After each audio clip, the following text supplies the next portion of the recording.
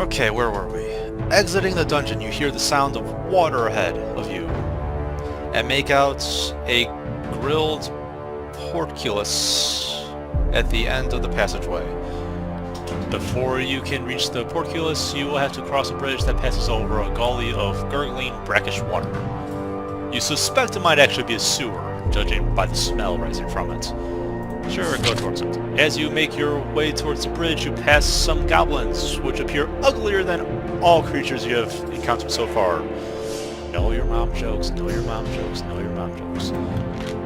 The instant one of the goblins catches sight of you, it gives a screech of surprise and runs at you with its short sword drawn. Kill! Kill! It shouts, drawing the attention of the other two goblins. They all attack!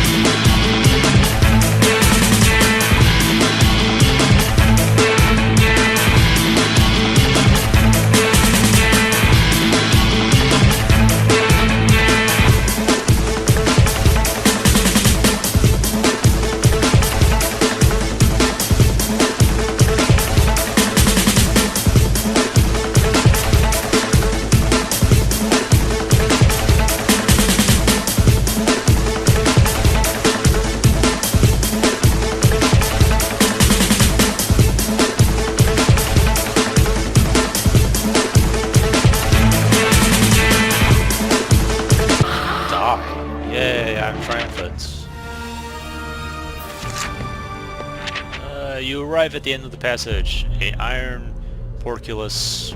Is that how you say that? Portcullis? Portcullis? Whatever, portcullis. Blocks your way and no amount of charging is going to bulge it. On the wall to your right are two levers. Yeah, they do something. So let's see, my keen eye said left is bad, and crazy old man said right is good. Let's go with right. You hear a deep rumbling noise and the ground begins to shudder. Slowly and noisily, the portcullis rises into the ceiling. With hesitation, you walk towards the junction, listening carefully. Okay. Suddenly, a terrified young man runs into you. His white, rune-embroidered robes are torn and smudged with dirt. He looks at you with panic in his wide eyes. I yield! Education is not worth this much danger, no matter how great the reward. Yeah, I feel you, buddy. You calm the young student down, and he begins to relax. My name is Ian the Wait. God, playing the race card already? Jeez. I'm a humble acolyte seeking entry to the School of Sorcery. You learn that he gained entry but was deemed unworthy by the Elemental Masters. This acolyte made no cosmic minimum. I must make the most of this opportunity. Ask about Cosbin minimum. You ask the young acolyte if they know of Cosbin minimum. He seems to relax at the mention of his... What? Mentor? Okay. I already forgot the voice I gave this guy. Yes, I know the old fool. He's currently experimenting with fire gems, trying to extract their power. I hear the master hasn't been happy with him for some reason. You ask him about the amulet of Ashra, but he has not heard of it. He does say that to find Cosbin you need to keep heading west until it narrows, then head north to the Hungry Doors, which is the school. This is freaking Hogwarts? Jeez. He then mentions that once in the school, head east. Why with making me memorize things? The young man points down the passageway before pushing past you and running off. You try to catch up with him, asking for more information, but he darts under the portcullis you entered earlier. There's no point chasing him back through there. I should continue westwards to try and find Cosbin and hopefully the amulet.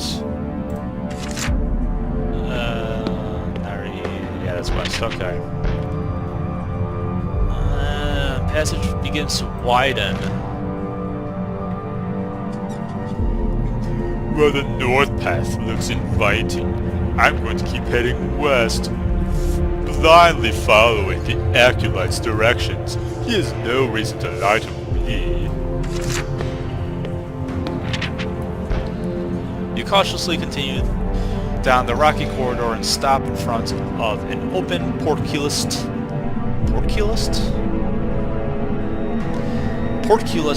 entrance built into the stone. The sound of clinking chains and monstrous growls can be heard. The corridor continues on to the west. Maybe I can deviate from my westward path for just a moment. Nah. You cautiously make your way down some steps. The air here seems different somehow. I sense strong magic ahead. Cosby and the amulet of Astro must be in the passages ahead. Sure, because that's the only possible source of magic. You reach a junction where the path turns north through an archway held up by two pillars. A narrow passage also runs off to the west. The acolyte said I should turn north once the passage starts to narrow. Perhaps this is the junction he meant. Sure.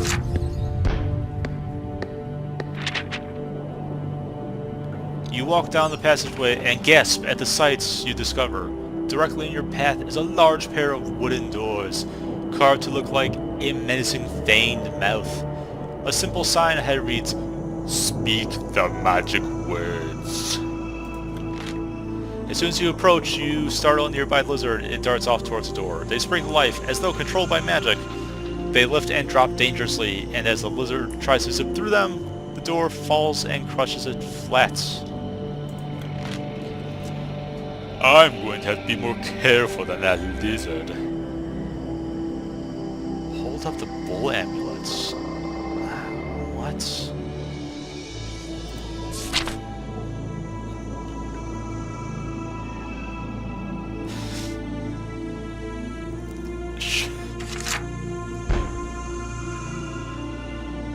Of course, the magic words are the magic words. They stop moving and walk through. However, as you approach, they begin to come crashing down you. Oh, okay, that wasn't the magic word. You leap out of the way and they graze you as you make it through. Nice for stamina. Can I 5 provisions? Yeah, I'll rest and consume some provisions. I don't even know what that does. You sit down on the bench and take out a portion of provisions from your pack. Your moment of rest combined with your healthy provisions make you feel much better. 10 stamina, good, fully healed. Onward! Several meters up the passageway, you arrive at a junction where you may turn either west or east. I seem to remember the acolyte saying I needed to head east at this junction. The passage turns to the left and a wooden door trimmed in iron sits in the east wall. Various inscriptions adorn the door, but none make any sense to you. You listen, but hear nothing. So not fire, so ignore it. You follow the passageway north. At the end, there's a door heading northeast and something going west. I'm supposed to find the fire door. So keep ignoring doors until it's something that's on fire, I guess. Heading west, you find that it turns north again. Further down, there's another door on some fire steps. Just as the acolyte said, a door with a flame on it.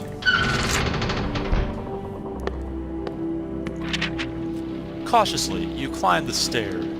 You climb the stairs upwards. You open the door and are immediately hit in the face by a blast of heat. I think I may have just found Cosmin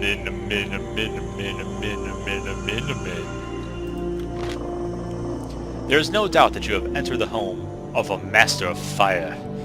A large flaming sphere rides in the center of the room, clearly the source of the master's power. Clearly. Suddenly, two huge creatures pound towards you. They are monstrous lizard-like beasts, their scales shining and shimmering from flames all across their bodies. They sweep their huge tails left and right, knocking over pots and spellbooks. These are salamanders, creatures constructed entirely from fire magic. You hear an unhelpful warning as the creatures bear down upon you. Watch out for the salamanders!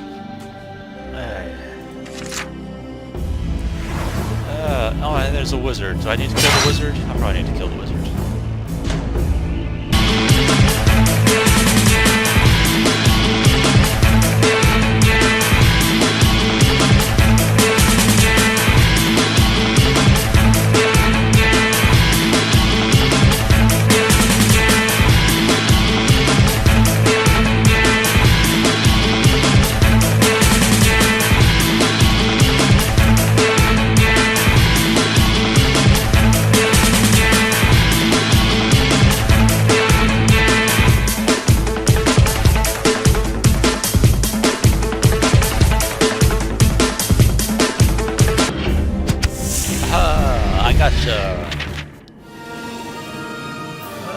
Lost 10 stamina.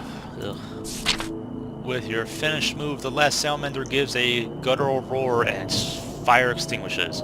It stops moving and turns gray, then explodes into ash. An old man in red and gold robes, who is standing in the corner of the room, runs towards you. He is clearly angry.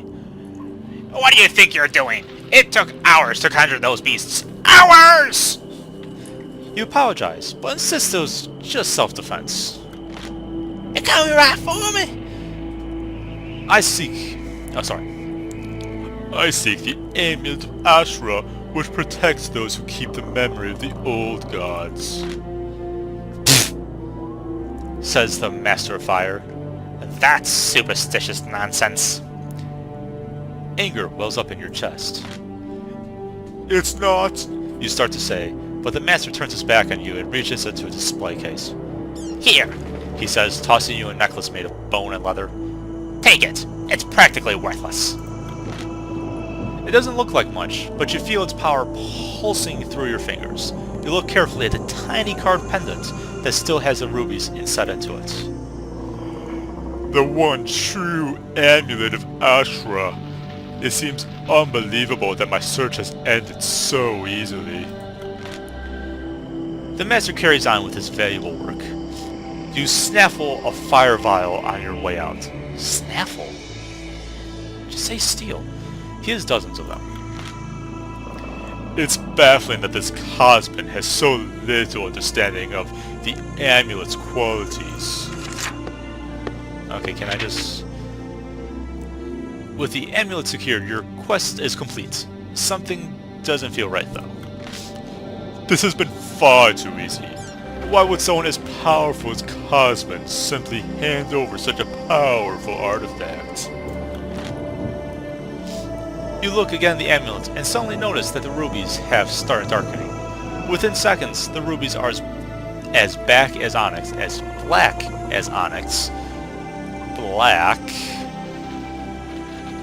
and the amulet suddenly feels extremely cold to touch. You collapse to the floor, paralyzed by some unseen forces. You'll feel freezing cold as your muscles ache and spasm in ways you have never felt before. The door to Cosmin's study room opens. You fool! You really think it would be that easy? Zagor took the amulet from me weeks ago, deeming me unfit for such a powerful artifact. I am not consistent with my voices. He's probably right, as I will have unlocked a power that even he would have feared. Wahaha! With that, Cosmin gives you a little kick to make sure you're totally incapacitated. From somewhere down the hallway, you hear the sounds of footsteps. Throw her in the river. She won't last long in there, in this state. Your nostrils suddenly fill... Wait, am I a girl? I don't think they're talking about me. Your nostrils suddenly fill with a foul stench of orc as though as rough hands lift up your body. Your mind begins to drift and you realize that you're falling unconscious.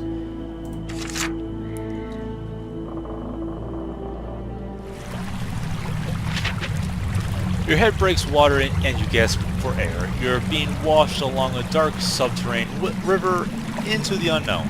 The coldness of the water seems to have awakened you from whatever foul curse has been placed on you. Your body still seems semi-paralyzed and you feel helpless, thrashing around, trying desperately to keep breathing the air above you. I'm not sure I can do this much longer. If only I had some magic to help me breathe underwater. Test my skill?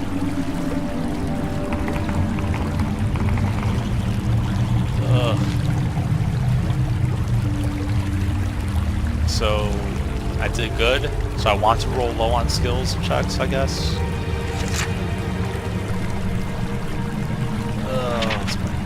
You continue to thresh around, try to keep your head above the water, swallowing large amounts of water as you do so. And I'm almost done. The shock to your body of nearly drowning seems to have reduced the effects of paralysis, and you find that your arms and legs have begun working again. Yay! Somewhere to your left you see lights, some large structures, and a beach. Yeah, go towards the beach.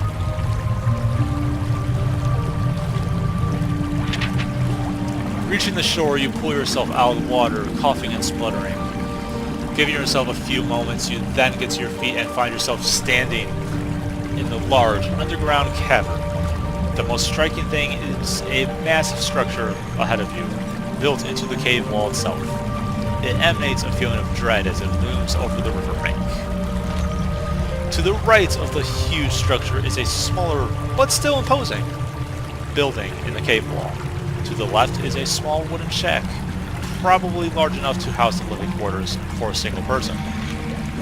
Directly to your right is a wooden building that sits next to a bridge, snaking off into the distance behind you. It looks like I'm going to have to hunt down Zagor if I'm going to get my hands on the amulet. That large building ahead looks like a likely candidate for a Warlock's lair. Okay. Yeah, let's stop there.